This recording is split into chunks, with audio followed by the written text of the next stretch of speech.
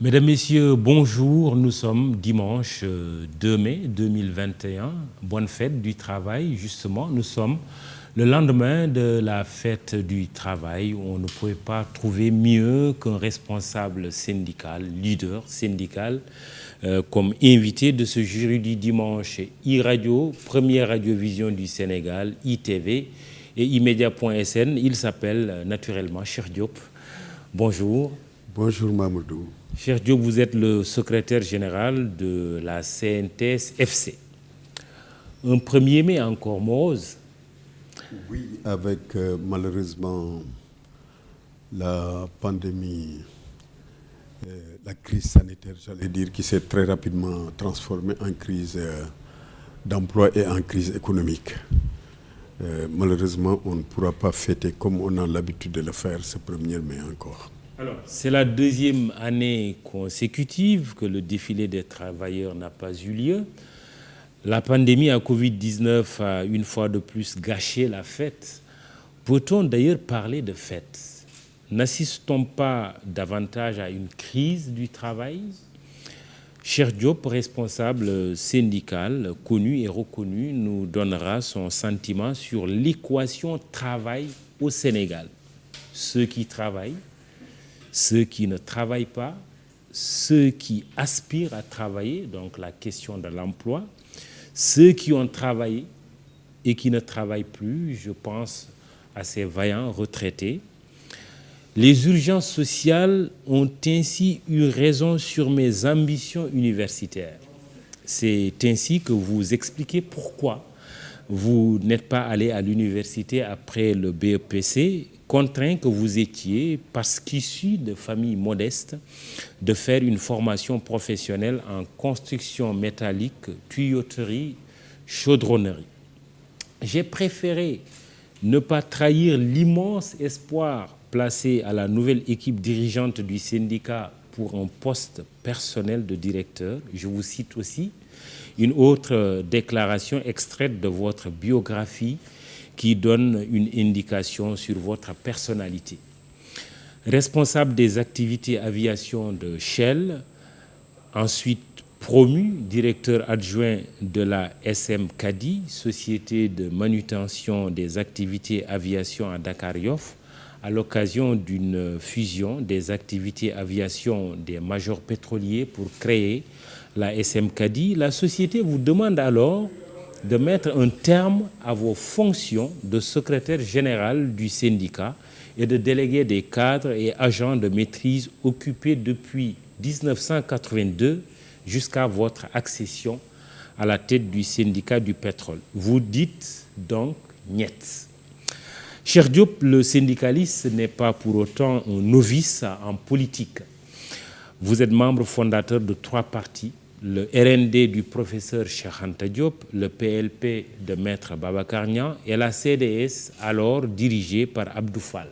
Au plan institutionnel, j'en termine, vous êtes membre du Conseil économique, social et environnemental ou au titre de la représentation du groupe socio-professionnel. 1er mai, fête du travail, embellie ou grisaille? Grisaille, j'allais dire, parce que la Covid a quand même frappé de plein fouet le monde du travail. Cette crise sanitaire qui s'est déclarée depuis plus d'1 an s'est très rapidement transformée en crise d'emploi et en crise économique. À travers le monde, on recense plus de 100 millions d'emplois perdus. Au Sénégal, près de 80 000 emplois perdus et cette estimation est dynamique. Une enquête parle de 1200 et quelques travailleurs qui ont été licenciés. Non. Au Sénégal, c'est quoi la situation? Il y a les pertes d'emploi peut se traduire par le licenciement. Ça peut se traduire par une perte d'activité. Surtout au niveau du secteur informel, il y a beaucoup d'activités qui sont réduites, perdues durant cette pandémie. Tout ce calcul-là a été fait, les heures de travail perdues et tout ça, et se traduit en termes d'emploi. Si on convertit ça en termes d'emploi au Sénégal, c'est estimé à peu près 80 000 emplois perdus. 80 000 emplois perdus. 80 000 emplois perdus, oui. Malheureusement. Donc cette pandémie a frappé de plein fouet le mouvement syndical, mais aussi le monde du travail et toute l'économie. Malgré les efforts consentis par le chef de l'État pour limiter les dégâts au niveau de l'emploi. Oui, mais quelle est l'évaluation exacte que vous avez faite justement de cette pandémie? Aussi bien pour le capital, je veux parler de l'entreprise, que pour le travail. L'évaluation de la pandémie, comme je l'ai dit tantôt, est dynamique. Mais aujourd'hui, on constate que beaucoup de secteurs ont souffert de cette pandémie. Le secteur touristique, l'hôtellerie, la restauration, le transport aérien, les bars, mais aussi le transport terrestre, surtout au niveau du secteur informel. On a également vu avec les restrictions beaucoup d'activités qui ont été ralenties et beaucoup de revenus qui sont perdus. Donc aujourd'hui, cette pandémie nous enseigne à travers le monde d'ailleurs beaucoup de leçons, parmi lesquelles nous constatons que au niveau des États-Unis, par exemple, si je prends l'exemple des États-Unis, dans l'Ohio, qui compte près de 500 000 sans domicile, des êtres humains qu'on regardait d'en haut, on ne sentait pas que c'était des êtres humains. La pandémie a sévi pour dire à l'humanité, ça, ce sont des êtres humains. Ils ont été tous ramassés, mis dans des home cars ou dans des hôtels, entretenus, des médecins, nourris. Ça, il y a une leçon à tirer.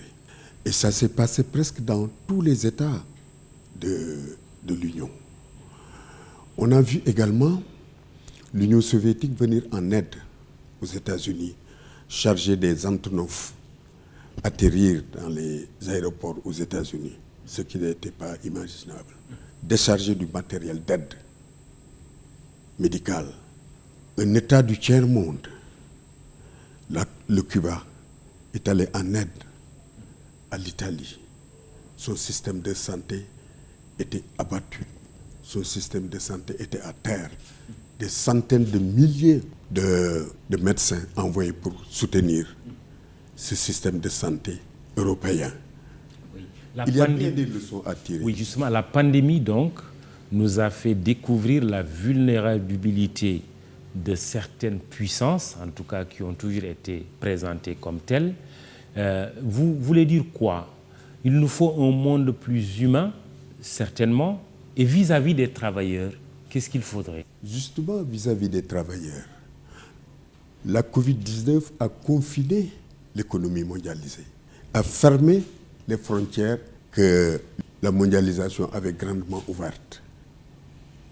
Cela veut dire que la Covid nous enseigne que le monde ne peut plus être gouverné sans deux valeurs essentielles, la valeur du travail et la valeur de la solidarité.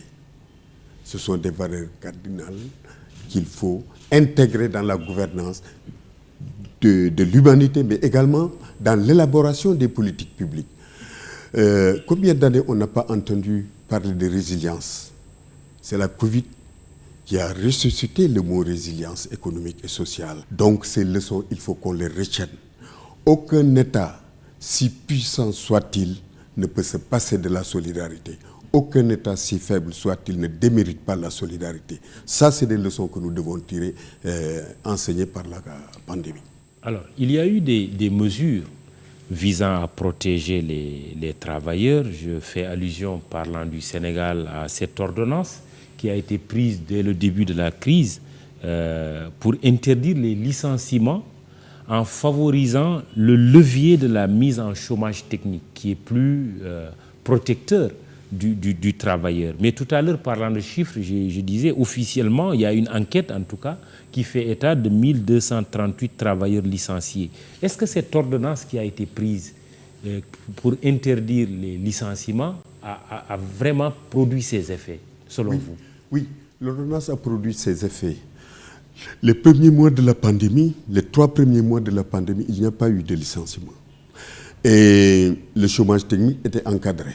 Vous savez, le chômage technique, ce qui est intéressant dans l'ordonnance, c'est que le chômage technique était encadré à hauteur de 70% du salaire, des revenus des travailleurs. Vous pouvez envoyer un travailleur au chômage technique, mais vous êtes contraint de lui payer 70% de son... Ce qui n'était pas évident si on se réfère strictement aux textes qui régissent les relations de travail. Donc, durant cette période, l'ordonnance a bien fait ses effets. Mais c'est après la durée couverte par l'ordonnance qu'il y a eu des abus, qu'il y a eu des licenciements un peu partout. Les 2000 et quelques travailleurs... 1200 travailleurs, c'est pas loin de 2000, sont des travailleurs qui ont été licenciés, perdu leur emploi à cause de la pandémie, à cause de l'impact de la pandémie. Mais si on tient compte de l'activité économique, ça fait beaucoup plus que ça. C'est ça. Oui, mais par rapport au licenciement, quelle est la position de votre centrale? Oui, vous savez, les licenciements, la position de notre centrale, c'était d'abord, tout au début de la pandémie, d'insister sur la nécessité pour le chef de l'État de préserver les emplois. La première rencontre de concertation pour mettre en place le plan de résilience économique et sociale, au cours de cette rencontre, nous avons été entendus. Nous avons défendu l'emploi, mais on ne peut défendre l'emploi sans défendre l'entreprise. Donc le plan a pris des mesures qui vont dans le sens des préoccupations des travailleurs. C'est la raison pour laquelle nous disons chapeau au chef de l'État, parce ça aurait pu être beaucoup plus grave en termes de perte d'emploi, en termes d'entreprises fermées. Donc, nous, on a surveillé de très près l'application de la première ordonnance. On s'est rendu compte quand même que, globalement, l'ordonnance a été respectée durant les premiers mois. Mais après les premiers mois, il y a eu des abus, il y a eu des règlements de compte. Beaucoup d'abus dans le licenciement, dans le chômage technique, des choix ciblés. Il y a du n'importe quoi finalement dans le départ au chômage technique des travailleurs. Ceux qui sont licenciés aujourd'hui, qu'est-ce qu'ils peuvent faire ou qu'est-ce que vous prévoyez de faire pour eux? Parce qu'ils ont perdu leur emploi, donc leur revenu. Ceux qui sont licenciés, nous comptons sur la relance de l'économie, la relance très rapide de l'économie pour que les licenciés soient prioritaires pour le retour de l'emploi. Nous avons, au niveau de la pêche, à la CNTS/FC, nous avons négocié. Et c'est la consigne qui a été donnée aux responsables syndicaux dans tous les secteurs où ils se trouvent. Si je prends le groupe de Dakar Armement, Dakar Pêche, des centaines de marins, travailleurs marins sont partis, ont été licenciés. Et sur la base d'un protocole d'accord, parce qu'il n'y avait plus de bateaux qui circulent, 10 bateaux sont à terre, ils doivent être changés, réformés, changés. Les marins sont partis, tous les travailleurs sont partis. Dans le protocole d'accord que nous avons signé, nous avons mis en priorité l'embauche des travailleurs qui ont été licenciés à l'arrivée de ces bateaux, à la mise en service des bateaux, des navires, pour faire fonctionner la société. La société est à l'arrêt, mais on compte la faire fonctionner dans quelques mois. Donc, nous avons pris soin de signer une clause qui accorde la priorité d'embauche aux anciens travailleurs. Voilà une forme que nous avons adoptée et instruite à l'ensemble de nos camarades pour que, s'il y a des négociations pour des départs, pour des licenciements, qu'on mette cette clause pour privilégier le retour des travailleurs qui étaient là. Si on vous suit, vous n'adoptez pas des positions radicales. Est-ce que cela veut dire qu'inversement, tout en protégeant les travailleurs, vous comprenez aussi les difficultés que vivent les entreprises? Mais c'est exact. On ne peut pas ne pas le comprendre. Parce qu'aujourd'hui, c'est nous qui sommes dans les entreprises. Nous constatons les difficultés des visu. Mais nous tirons également les leçons. Je pense que l'entreprise sénégalaise ne doit plus fonctionner comme c'est le cas aujourd'hui. On ne peut pas comprendre qu'une entreprise qui a 50 ans de vie active, qui a accumulé des bénéfices durant 50 ans, en 3-4 mois de crise, elle ne peut plus payer de salaire. Ça, c'est des formes de gestion que nous devons revoir. Une entreprise, c'est un bien privé, c'est vrai, mais une entreprise a une autre notion dans l'économie. Il y a une mission de service public. Très bien, il y a une mission de service public. Donc le management des entreprises doit être revu dans le sens de service public, dans le sens de bien commun. Nous devons également aller vers des consortiums forts. On ne peut plus concevoir le capital national en termes d'entreprise familiale. Il est important de mettre sur pied des consortiums forts compte tenu des zones de libre-échange qui vont s'ouvrir en Afrique, dans la sous-région, mais également compte tenu de la position de l'Afrique dans un futur très proche. La croissance dans quelques années, très peu d'années, sera africaine. L'investissement se fera en Afrique. Donc, nous devons mettre l'accent sur les formes d'entreprise, sur des consortiums fortes pour pouvoir faire face à cette situation qui est très proche. En quoi l'entreprise familiale peut être problématique? Quand on interroge l'histoire, quand même on voit, je donne l'exemple de Rockefeller, c'est une famille. Parce que vous pensez que les choses ont changé, pourquoi ça devrait être un problème? Oui. L'entreprise familiale en soi n'est pas un problème. Oui. Mais c'est la gestion, en fait, de l'entreprise familiale que nous posons. Si l'entreprise familiale est gérée dans le sens que nous venons de décrire, c'est-à-dire de considérer que c'est la famille qui a créé l'entreprise, mais cette entreprise doit aller au-delà de la famille. Cette entreprise doit être considérée comme un facteur qui contribue au service public, un facteur qui contribue à l'essor économique. De ce point de vue-là, l'entreprise familiale ne pose aucun problème. Mais je crois que ce type d'entreprise familiale du type Rockefeller, nous ne l'avons pas encore. La conception que nous avons de l'entreprise familiale est très limitée du point de vue ambition, du point de vue économique. C'est très limité. Par contre, si on s'inscrit dans une dynamique de consortium, tous ceux qui mettront leur capital, ces groupes d'entreprises familiales qui se retrouvent, veilleront à une gestion saine, mais une gestion viable de l'entreprise. C'est ça le sens. Mais également, se préparent à la concurrence externe pour améliorer et la gestion, mais également pour améliorer la technique de management.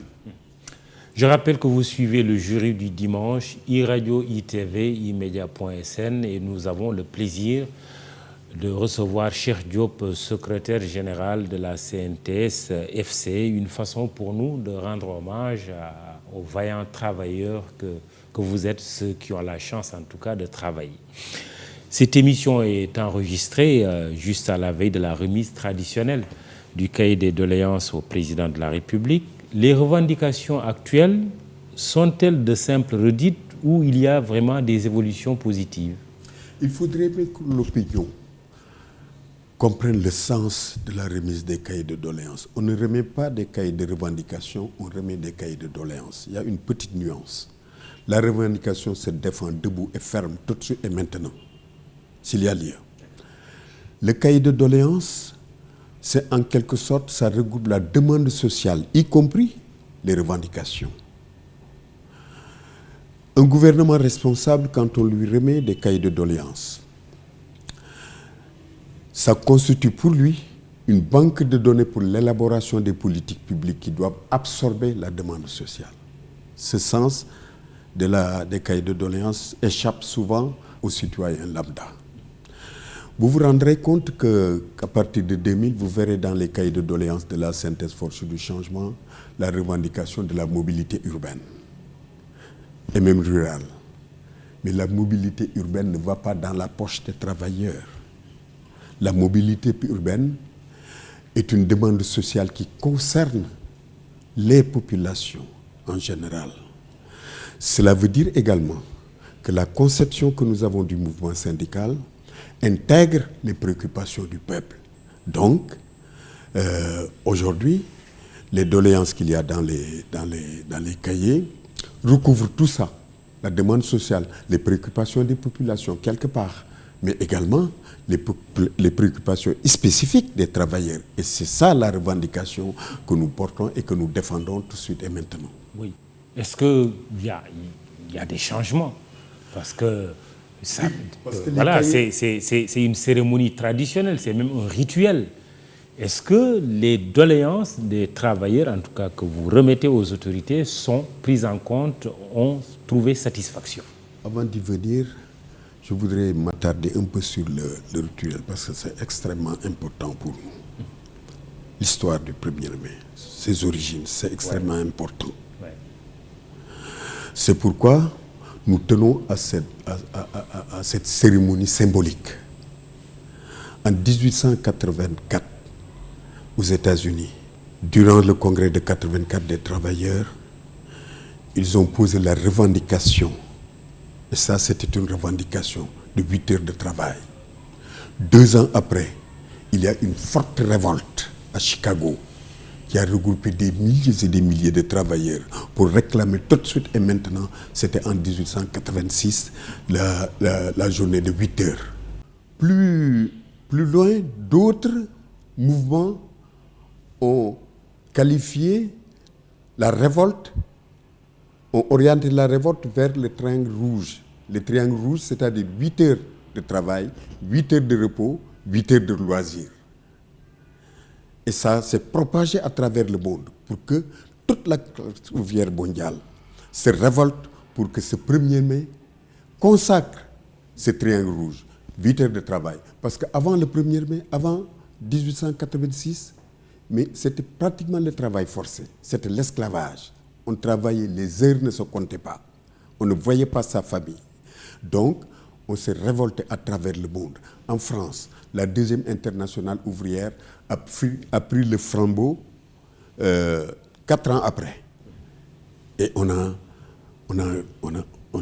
revendiqué à travers le monde et le 1er mai a été consacré. Il y a eu des morts, des travailleurs qui sont morts. Si vous voyez quelquefois que le brin de muguet est brandi le 1er mai, ça a un sens. C'est parce que durant les manifestations en France, que des travailleurs sont tombés. Parmi ces travailleurs, il y avait une dame qui avait en main un brin de muguet. C'est ça qui symbolise. Il y a d'autres explications, bien sûr, parce qu'il y a un roi français qui offrait des brins de muguet le 1er mai. Mais nous, le sens que nous donnons, c'est ce martyr-là qui est tombé, le brin de muguet à la main, parce qu'il manifestait le 1er mai. Donc le 1er mai est extrêmement important pour nous. Bon, pour revenir à votre question. Le gouvernement actuel est-il social? Autrement dit, est-ce qu'il a tenu compte de vos doléances? Est-ce que vous êtes satisfait? Les cahiers de doléances de l'année dernière ont été revus, discutés, échangés. Et il y a un rapport. Avoir un rapport ne signifie pas que toutes les revendications ont été satisfaites. Mais quand même, il y a des revendications qui sont prises en compte. D'autres sont en train d'être poursuivies. Juste un exemple de satisfaction et de non-satisfaction, pour être concret. La convention, vous savez, les revendications sont structurées. Il y a des revendications transversales, il y a des revendications sectorielles. La convention nationale interprofessionnelle a été revue. Le texte-là a été revu et signé. Les conventions sectorielles, on en a signé dans le secteur du pétrole et dans d'autres secteurs, dans le secteur de l'hôtellerie, je pense. Le transport ferroviaire, les engagements que le chef de l'État est en train de prendre résultent des doléances que nous avons et nous saluons la volonté affichée pour la relance des chemins de fer, qui est aussi un grenier d'emploi de jeunes et d'emploi en général. Donc, ça, ce sont quelques exemples. Il y en a d'autres. Donc, progressivement, nous arrivons à régler des revendications. Mais pour autant, la situation du dialogue social pose problème. Ah oui? Ah oui. La situation du dialogue social pose problème. Rendez-vous. Le dialogue social? Rendez-vous compte. Avec l'arrivée du chef de l'État, Macky Sall, on a inauguré l'ère des conférences sociales. La première conférence sociale a été tenue en 2014, au terme de laquelle nous avons le Pacte national de stabilité sociale et d'émergence économique. Nous avons aussi mis en place des cadres juridiques et réglementaires pour encadrer le dialogue social. C'est le Haut Conseil du dialogue social et les comités annexes. Mais pour autant, on n'a pas un dialogue social apaisé. Cela veut dire simplement que nous devons intégrer les éléments perturbateurs de notre dialogue pour les stabiliser, parce que toutes les conditions sont réunies pour avoir un dialogue social qui cadre avec nos ambitions économiques d'émergence. Le passif social. C'est-à-dire ? Le passif social recouvre beaucoup de secteurs. Dans le secteur de la santé, les secteurs les plus agités, il y a un passif, ce qu'on appelle les accords signés et qui ne sont pas respectés. C'est un passif. Dans le secteur industriel, il y a également des entreprises qui sont fermées et qui n'ont pas payé ce qu'il fallait. Si je prends l'exemple des travailleurs, des ex-travailleurs de la SIAS et de Ama Sénégal, il y a un passif. Il y a un collectif d'ex-travailleurs qui brandissent un passif. Donc, il y en a pratiquement dans tous les secteurs. Nous pensons que la prochaine conférence sociale doit avoir comme thème le passif social. Il y a aussi le système de rémunération des agents de la fonction publique qui constitue en quelque sorte un passif. Les techniciens supérieurs de santé. Donc moi je pense que la prochaine conférence sociale doit porter comme thème sur le passif social, qu'on met tout sur la table et qu'on vide ce passif social-là et qu'on s'inscrive dans un échéancier pour vider totalement ce passif, et ainsi nous aurons un dialogue social stable. C'est clair. Problème de rémunération dans la fonction publique, alors qu'il est annoncé le recrutement prochain, à partir de ce mois de mai d'ailleurs, de 65 000 agents. Oui. Oui. Comment vous voyez ce recrutement qui est annoncé ? Oui, ce recrutement est très apprécié. C'est ce que nous attendions d'ailleurs. Pour dire simplement que le chef de l'État a eu des politiques publiques qu'aucun militant du progrès ne peut véritablement critiquer avec raison. Mais malheureusement, il n'y a pas eu d'équilibre dans l'élaboration des politiques publiques. Il a plus mis l'accent sur l'intégrité, les politiques publiques d'intégrité sociale, très appréciable, les politiques publiques d'intégrité territoriale, très appréciable, les infrastructures, la mise en place des infrastructures, tout ça, nous l'apprécions hautement, mais il faut l'équilibrer avec le recrutement de jeunes, avec le recrutement et la consolidation de l'emploi existant, parce qu'il y a eu beaucoup de violations qui ne consolident pas l'emploi existant. Donc, il y a un équilibre à opérer dans les politiques publiques en mettant l'accent sur l'emploi des jeunes. Il l'a déjà fait, il l'a commencé. Malheureusement, il l'a commencé dans des conditions difficiles, mais il l'a commencé tout de même avec des propositions véritablement qui rassurent si ces propositions-là sont correctement appliquées avec transparence. Nous pensons donc qu'on est en train de... Transparence, le mot est lâché. J'allais vous poser la question, dans quelles conditions devrait s'effectuer ce recrutement de 65 000 agents ? Nous pensons que le recrutement de ces 65 000 agents, secteurs concernés, doivent d'abord prioriser ceux qui étaient là, diplômés, qui attendent. Si on prend le cas des diplômés de la PASTEF, il faudrait bien, si on doit recruter des enseignants, ceux qui sont là, formés avec leurs diplômes et qui chôment, doivent être, à mon avis, prioritaires. Dans d'autres secteurs, nous constatons qu'au niveau de la santé, comme partout ailleurs d'ailleurs, il y a beaucoup d'abus dans les relations professionnelles. On recrute beaucoup d'agents sous forme de contrat de prestation. Un contrat de prestation n'existe pas dans les relations de travail. Des agents qu'on recrute, appelés contrats de prestation, qui sont là pendant des années. Nous pensons que ça c'est injuste, il faut bien les régulariser. Il y a beaucoup d'exemples comme ça. En termes de déficit de ressources humaines également, nous avons constaté que dans ce secteur, le gouvernement de Macky Sall a fait d'énormes efforts en termes d'investissement sanitaire. C'est le premier gouvernement qui a eu, sur budget propre, construire des hôpitaux de haut niveau dans les régions décentralisées. Mais malheureusement, il y a un manque criard de ressources humaines. Il n'y a pas eu de néphrologues, de techniciens néphrologues, par exemple. Il y a eu 0 technicien de néphrologue parce que la formation est arrêtée depuis longtemps. Avec même parfois des médecins spécialistes qui refusent d'aller dans les régions. Ça, on ne peut pas l'accepter, franchement. Nous pensons que le Sénégal est indivisible et que tout travailleur doit répondre au service public là où il est demandé. Maintenant, s'il y a des difficultés, nous devons y voir beaucoup plus clair. Pourquoi il y a des difficultés? Ça aussi, c'est une question à ne pas occulter. Est-ce que les affectations se font de la façon la plus transparente qu'on a dit tout à l'heure? Est-ce que les affectations ne sont pas ciblées, ne sont pas des formes de sanctions? Toutes ces questions-là doivent être levées. On reviendra sur les structures sanitaires avec ce drame d'ailleurs qui s'est produit à Linguère il y a quelques jours. L'invité de ce JDD consacré à la fête du travail, Cheikh Diop, secrétaire général de la CNTS Force du Changement. Tout à l'heure, vous parliez du dialogue social, un dialogue social qui éprouve des difficultés à cause du passif social et d'après vous, qui doit même être inscrit comme hors du jour de la prochaine conférence sociale. Le ministre du Travail, dans un entretien accordé à nos confrères du Soleil, Sambassi, dit que des réformes sont en cours pour adapter notre législation du travail au contexte actuel. Êtes-vous au courant de ces réformes? Quel entendement en avez-vous?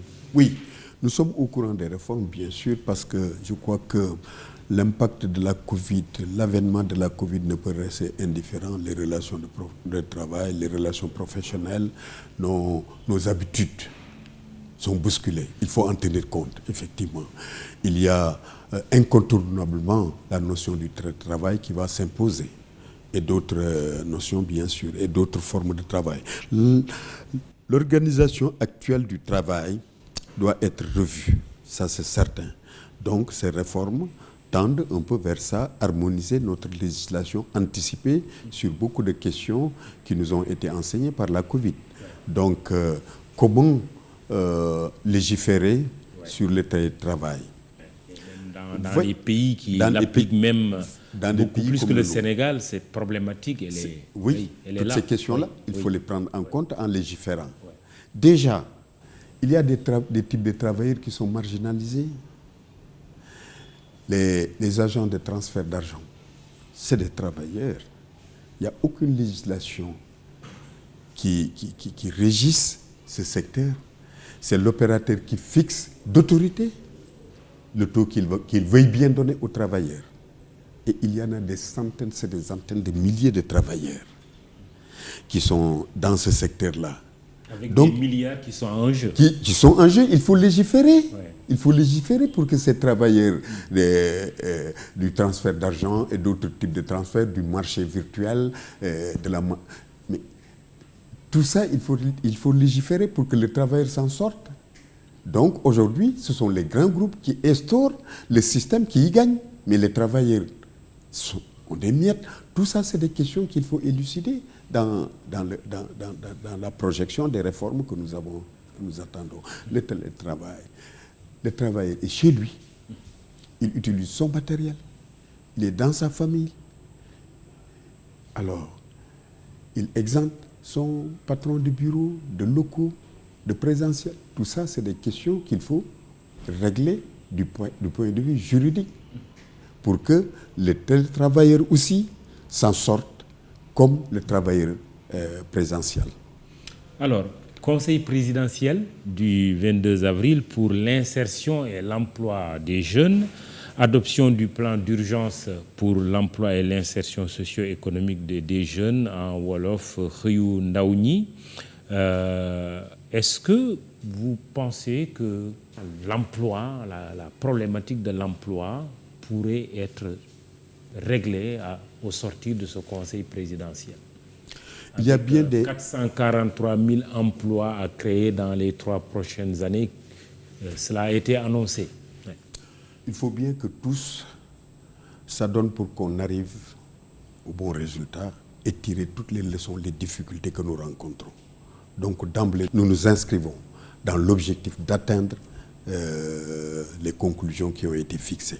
Maintenant, je crois qu'il y a une évaluation à faire de toutes les structures qui étaient là, et qui avaient comme objectif d'insérer des jeunes, de créer de l'emploi, de faire de l'auto-emploi, mais également il y avait le programme État employeur. Donc tous ces programmes-là doivent être évalués. Vous avez le sentiment qu'on est en train de sauter cette étape? Ah oui, parce que le chef de l'État a augmenté considérablement le budget de la convention État-employeur qui était, je crois, de 1 milliard, qui est passé à 7 et quelques milliards. Il y a également, on est en train de vouloir fusionner les structures qui s'occupaient de l'emploi, de l'auto-emploi, l'ADER et autres. Donc, sans les avoir évalués. Donc, moi, je pense que le programme nouveau qui est mis sur la table doit tenir compte de l'évaluation de toutes ces structures et de tous ces programmes qui étaient là pour, en fait, se retourner résolument vers les objectifs que le Conseil présidentiel s'est fixés. Si on y va comme ça sans évaluation, moi je pense qu'on peut répéter les mêmes erreurs. Ah oui, vous nous donnez une info là, en tant que journaliste, c'est vous qui nous donnez l'info. On va vers une fusion entre ces il y a déjà, différentes structures, déjà des l'ADER et autres. Oui, il y a eu déjà une première fusion. Voilà, là, il y aura d'autres fusions? Je pense qu'il y en aura d'autres parce qu'on ne peut pas les conserver comme ça sans. Je ne dis pas que ces structures ne sont pas efficaces, mais je parle déjà des fusions qui ont eu lieu sans évaluation. Les fusions existent sans évaluation. Donc je pense qu'aujourd'hui, il faut absolument qu'on évalue les actions que l'on pose en direction de l'emploi des jeunes, en direction de l'emploi en général. Mais également, pour consolider l'emploi, toutes ces ambitions ne peuvent pas s'accommoder à des violations des libertés dans presque tous les secteurs.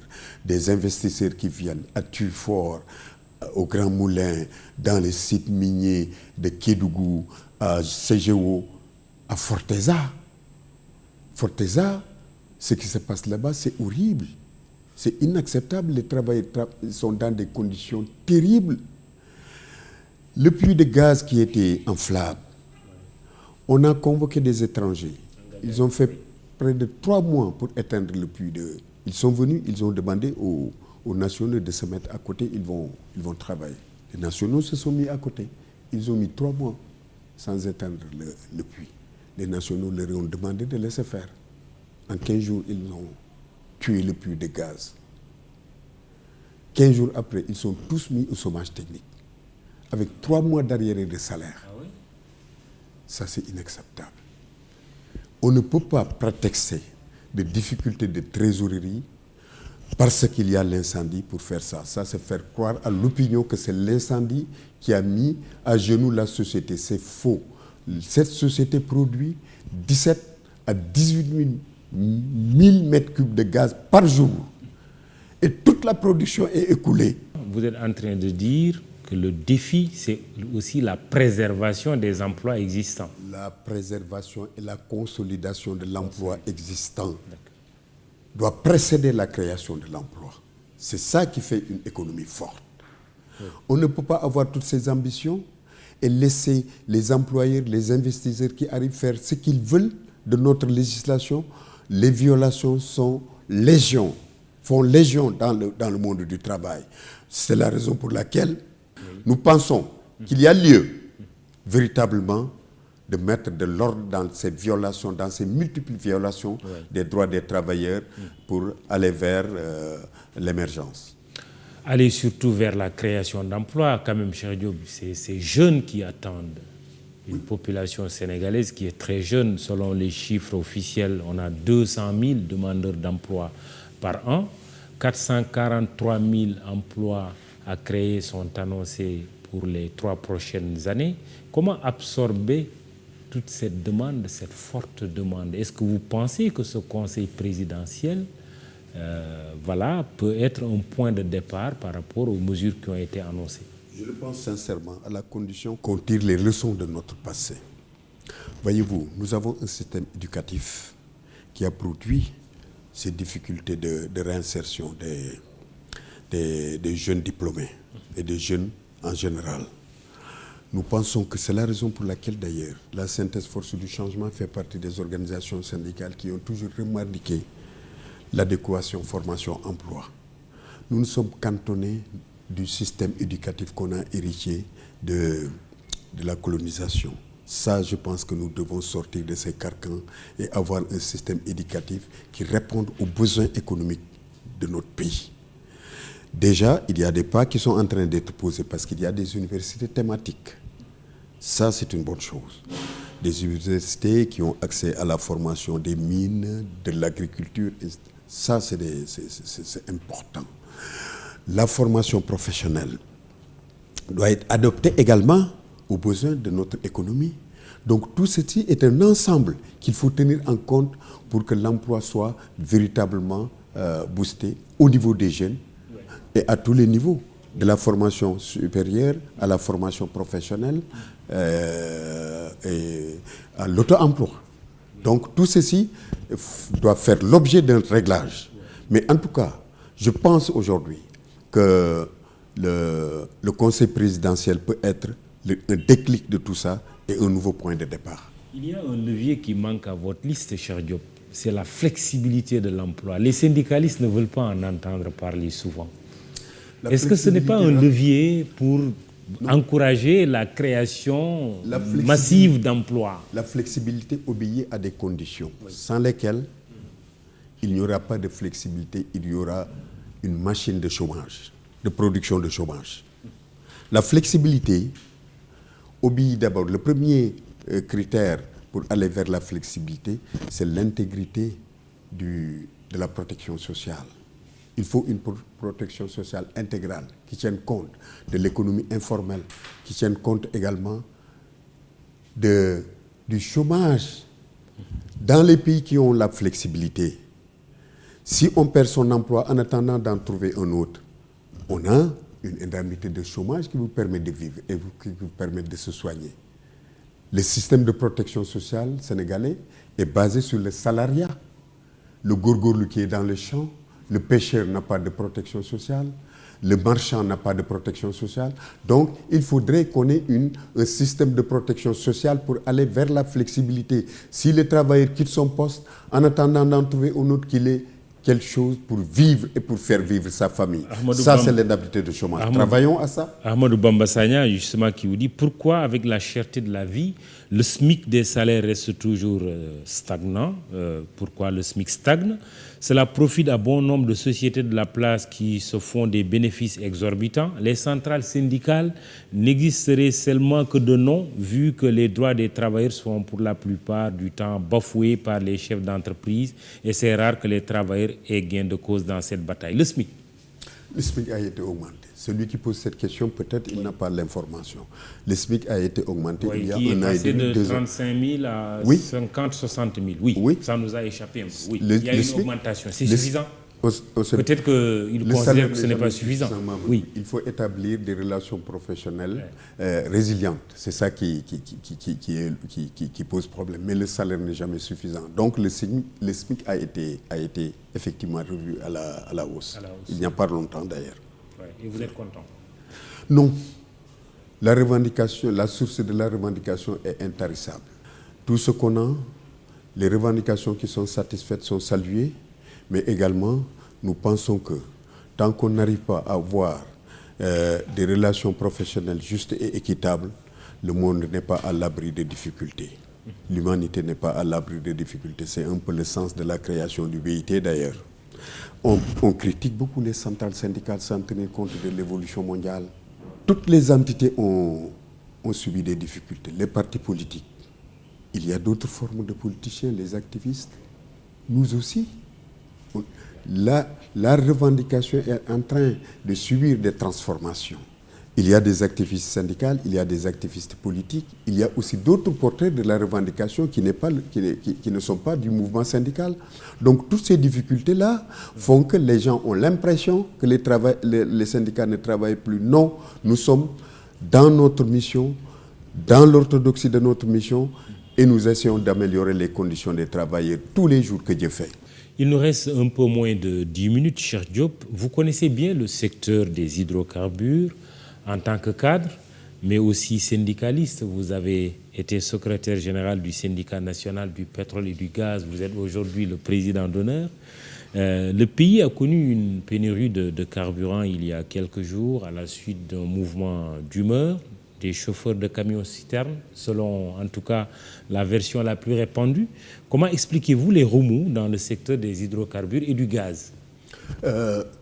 Il faut faire la différence entre pénurie et perturbation dans la distribution. Oui. Il n'y a pas de pénurie, il y a suffisamment de stocks. Ouais. Le pays, ça fait longtemps, on ne connaît plus de pénurie. Mais il y a eu provoqué, disons. Voilà, c'est ça. Donc oui. Il y a eu perturbation dans la distribution due à une grève de 72 heures que le segment du transport hydrocarbures a déclenché. Mamoudou, le syndicat du pétrole est composé de 7 sections syndicales. Le raffinage, le stockage, la distribution, le soute maritime, l'aviation, le transport et le gaz. Voilà les 7 sections. Le syndicat du pétrole a pris les dispositions qu'il fallait pour qu'il y ait un réceptacle juridique à l'économie pétrolière. Nous nous sommes engagés depuis des années à travailler sur les cadres juridiques pour que tout le monde s'y retrouve. Chaque segment du secteur s'y retrouve. On n'a jamais connu l'aval, l'amont. Nous avons toujours travaillé sur l'aval. Donc il fallait créer les conditions d'un cadre qui régisse tous les travailleurs de l'aval. Maintenant, on va voir ce qu'il y a lieu de faire sur l'amont parce que c'est un secteur nouveau pour nous. C'est pour ces raisons qu'on a travaillé à mettre sur pied une convention qui régisse tous les secteurs du pétrole.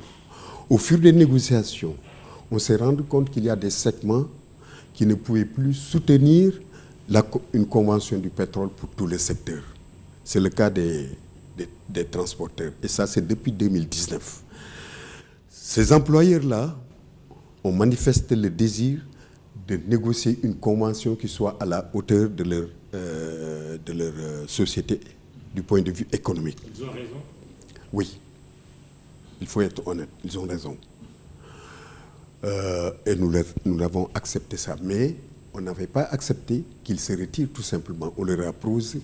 On a travaillé des années, 2 ans, pour leur proposer une convention qui soit à la hauteur de leurs moyens. Nous avons ensemble stabilisé pendant 8 mois cette proposition et transmis aux autorités. Ça, c'était en fin 2019. La Covid arrive, les choses ne marchent plus. On arrête les négociations et les discussions. Mais à chaque fois qu'on relance, malgré l'allègement qu'il y a, on sentait qu'il y avait des difficultés pour relancer. Parce que tout simplement, le secteur des transports hydrocarbures, aussi comme le secteur traditionnel du pétrole, il y a des sociétés bien structurées, mais il y a d'autres qui viennent d'arriver et qui sont proches plus ou moins de l'informel. Et c'est cela, sachant qu'une fois la convention signée, même s'ils ne participent pas aux négociations, il y aura un arrêté d'extension qui inclut tout le secteur du transport hydrocarbures. Ce sont ces derniers-là qui sont venus pour véritablement tenter de remettre en cause certaines choses. Oui. Et il se trouve que les travailleurs de ces secteurs-là sont les travailleurs les plus fatigués du secteur, entre guillemets, du transport. Et la responsabilité du syndicat, justement, c'est de n'avoir pas bien s'imprégner des difficultés de ces travailleurs-là. Parce que simplement, certains employeurs refusaient l'élection des délégués du personnel qui puissent nous apporter au niveau du syndicat les difficultés qui se passent dans les entreprises. On parle encore d'une menace justement de perturbation, comme celle qu'on a connue la dernière fois. Mais cher Diop, un pays en panne sèche quand même, tout s'arrête. C'est le pays qui est immobilisé avec des conséquences qui peuvent être lourdes, graves. Est-ce qu'il y a encore une menace de perturbation là? Je ne le pense pas, puisque déjà nous sommes sur la logique de négocier et d'en terminer. Les difficultés qui nous ont amenés à cette grève ont été levées lors de ces rencontres, lors de ces derniers jours. Maintenant, on a retenu un agenda. On a retenu de commencer, on a déjà commencé les discussions et les discussions ne s'arrêteront que lorsqu'on aura conclu. Donc, je pense que pour cette question, il ne peut plus y avoir de perturbation ou de grève parce que tout a été réglé pour qu'on s'engage dans des difficultés, dans les négociations de la convention et arriver à un accord. Quid de la bonbonne de gaz de 12,5 kg? Il y a une hypothèque sur sa commercialisation. Au moment, on a également dit qu'il y avait un manque, mais bon, le gouvernement a démenti en disant que oui, les 12 kilos. C'était sous les 12 kilos. Oui. Vous savez, on s'était battu pour qu'il y ait une interchangeabilité des bouteilles lorsqu'on mettait en place la politique de butanisation. Oui. Les bouteilles sont subventionnées et il y a interchangeabilité. Toutes les sociétés utilisent les bouteilles des autres. Ils n'ont pas le droit de refuser de les remplir. Quelques intrus ont profité de cette situation pour importer des bouteilles neutres qui ne sont pas identifiées X sociétés. Donc, c'est des bouteilles qui circulaient dans le marché. Quand on s'est rendu compte que c'est des bouteilles qui viennent d'ailleurs, qui ne font pas partie du patrimoine national, le problème de ne plus les remplir s'est posé. Et ça, c'est tout à fait normal, parce que ces bouteilles n'ont pas la garantie sécuritaire qu'il faut. On ne sait pas d'où ça vient. Est-ce que ça a été prouvé sécuritairement? Est-ce que ça n'a pas été réformé d'ailleurs et qu'on nous les ramène? Et il faut protéger les populations. Il y a une bonbonne de gaz qui s'est éclatée à Mbao il y a 2 ans. C'est qu'à Mbao ou quelque chose comme ça, et ça a fait des dégâts mortels. Ce sont ces bonbonnes-là qui l'ont créé. Donc, il est tout à fait normal de les surveiller et de les sortir du circuit. Très bien, mais il n'y a pas un problème de... Non, il n'y a pas un problème de pénurie. Mais il faut aussi considérer qu'il y a des sociétés qui ont pris l'initiative de faire l'entretien de leurs bouteilles dans la période qui a coïncidé avec cette histoire. Donc, tout ça fait que la bouteille de 12 kilos avait des problèmes. Donc, aux sociétés également de programmer l'entretien de leurs bouteilles, ce qui est normal. Hein. Il faut les entretenir pour assurer la sécurité, mais il faut le faire dans des périodes où il n'y aura pas de difficulté d'approvisionnement. La sécurité dans les structures publiques, notamment sanitaires, 4 nouveaux-nés brûlés vifs à l'hôpital Magatte Lô de Linguère. Limogeage ou démission du directeur Abdou Sarr, lui, il a fait un communiqué pour dire qu'il avait démissionné. Le ministre de la Santé dit qu'il a été sanctionné sur la base d'un rapport provisoire qui relève une négligence, une affaire dramatique. Très dramatique. Dans une structure sanitaire. Très douloureuse. Nous pensons que dans un pays, pour que tout marche, il faut qu'il y ait des sanctions positives et des sanctions négatives à chaque fois que de besoin. Ce qui s'est passé là-bas est inadmissible. Mais pour autant, ça ne doit pas cacher le travail de braves agents de la santé dans son ensemble. Ils ont fait du beau travail. Donc nous ne devons pas jeter le bébé avec l'eau du bain. Oui.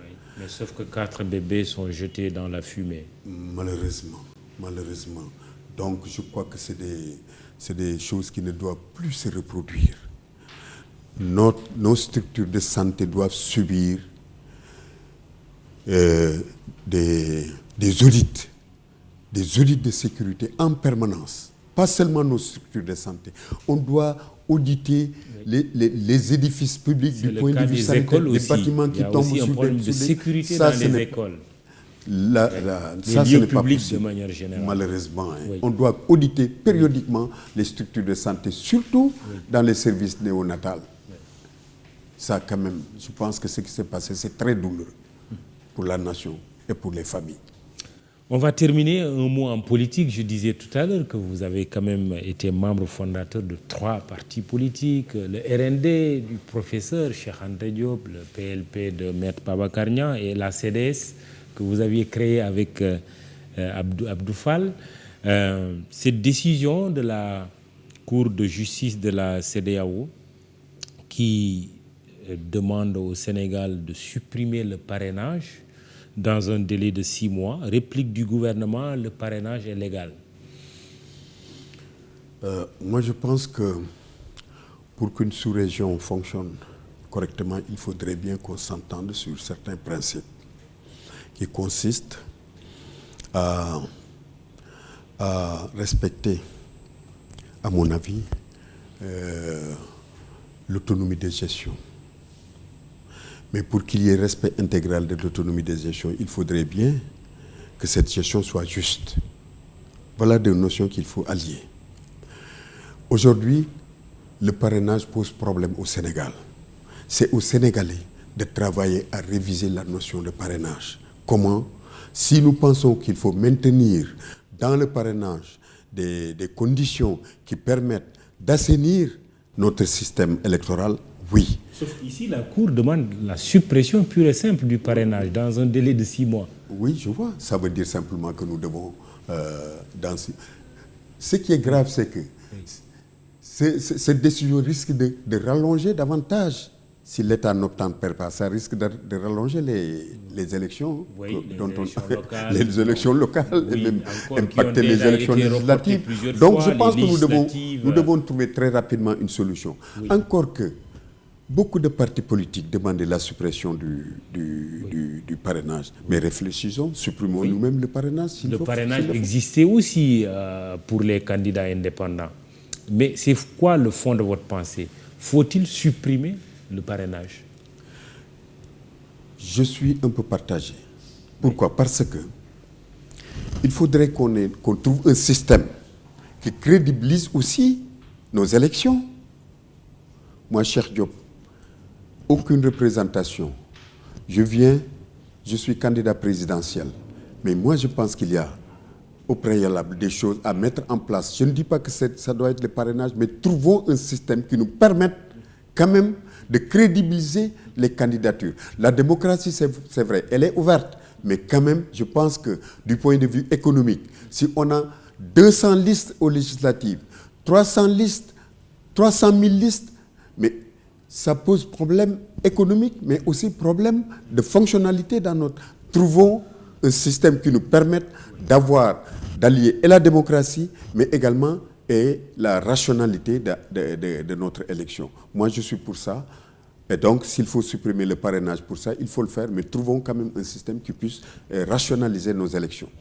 Merci, Cheikh Diop, secrétaire général de la CNTS Force du Changement. Il était l'invité de ce jury du dimanche, iRadio, ITV, imedia.sn. Mamoudi Brakan à la présentation, à la technique, Augustin Mandan, Cheikh Diop et Ibamar Sen pour la prise de son. Imedia SN, Aliou Diouf pour le texte photo, Pape Doudou Diallo. Réseaux sociaux, Fatima Ba, Biram Pouy. Bonne fête du travail à toutes les travailleuses et tous les travailleurs. On est quand même au lendemain de cette fête, mais bonne fête quand même, notamment à ceux du groupe Imedia. Bon dimanche, rendez-vous dimanche prochain.